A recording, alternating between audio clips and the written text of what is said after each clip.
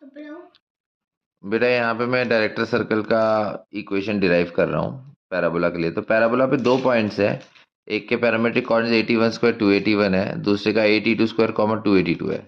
अब director circle का मतलब होता है बेटा कि अगर हम परपेंडिकुलर टेंजेंट्स बनाते हैं तो जहाँ पे वो इंटरसेक्ट करती है उसका लोकस जो होता है वो डायरेक्टर सर्कल होता है। तो टेंजेंट्स के इंटरसेक्शन का फॉर्मूला ये होता है H equal to A T one D two K equal to A T one plus C two. अब हमने क्या किया, दोनों टेंजेंट्स की इक्वेशन पैरामेट्रिक फॉर्म में लिखी। तो T one Y equal X plus A T one square और यहाँ T two Y equal X plus A T two square. यहाँ पूरी इक्वेशन को टी वन से डिवाइड किया तो स्लोप आता है वन बाय टी वन। यहाँ पूरी इक्वेशन को टी टू से डिवाइड किया, slope one by T two आता है। अब टेंजेंट्स परपेंडिकुलर है तो स्लोप्स का प्रोडक्ट माइनस वन होगा। एम वन को वन बाय टी वन लिखेंगे, एम टू को वन बाय टी टू, तो one by T one into one by T two minus one हुआ। अब बेटा रेसिप्रोकल कर दो, तो रेसिप्रोकल किया तो टी वन टी टू की वैल्यू भी माइनस वन ही होगी, क्योंकि यहाँ रेसि वन माइनस वन का रेसिप्रोकल माइनस वन ही आएगा। तो T one T two minus one हो गया। अब ये फॉर्मूला था H equal to A T one T two की जगह माइनस वन लिखा तो मतलब एच माइनस ए हो गया।